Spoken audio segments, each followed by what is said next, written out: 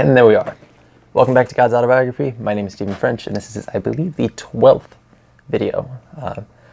Gotta say, I knew I wanted to pursue these stories, but I usually fail in the first week when I try to do anything, so we're already doing pretty well with that. This story is going to be a bit more, not necessarily controversial, but kind of towards that line.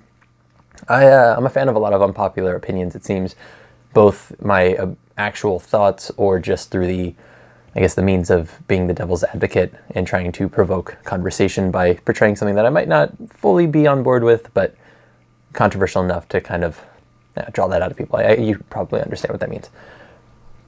This one, I'm not going to name the guy, I don't think it's relevant, but one of the more oddly, ironically or possibly hypocritically prejudiced people that I've ever encountered. I haven't met him in real life, he's through tricking.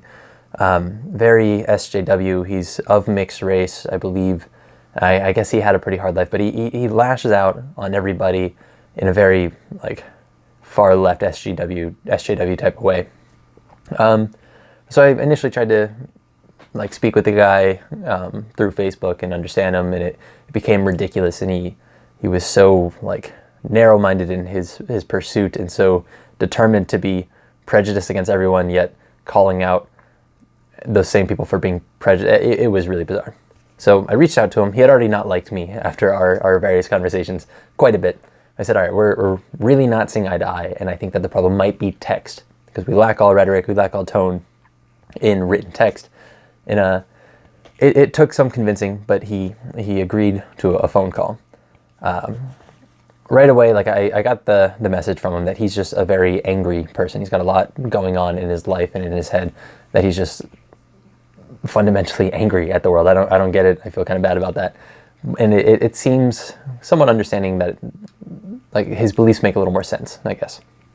But it came to a particular point. I had mentioned that the only minority that I subscribe to is veganism.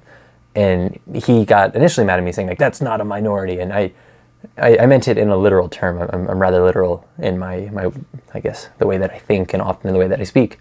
And I was like, oh no, I meant that is literally a minority.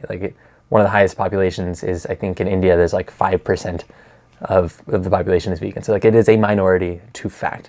It is not an oppressed minority. I keep going blurry. Why does it autofocus with front camera? Look at me. Look at that. So he was pretty pissed that I used that word, even though it was an accurate word. But I conceded. I told him I understood why he's upset and that I was just being literal.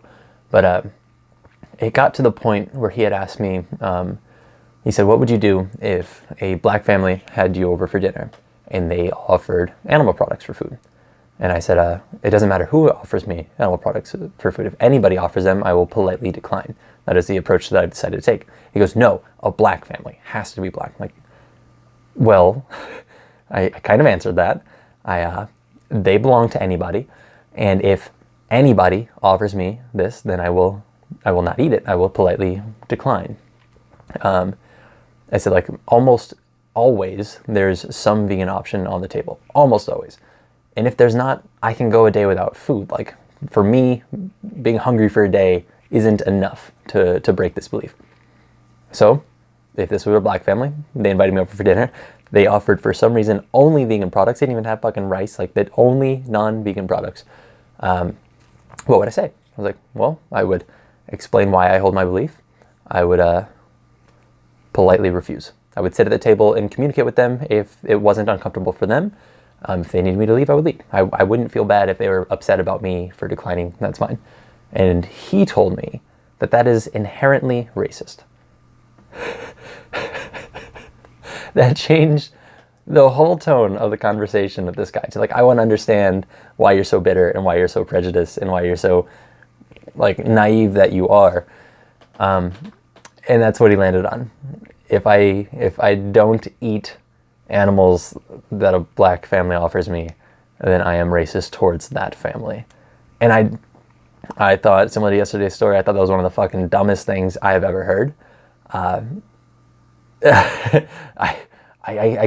I've called people after I tried to dig through this conversation to figure out what the fuck that means, and I can't land on anything. It's absolutely stupid. I don't get it.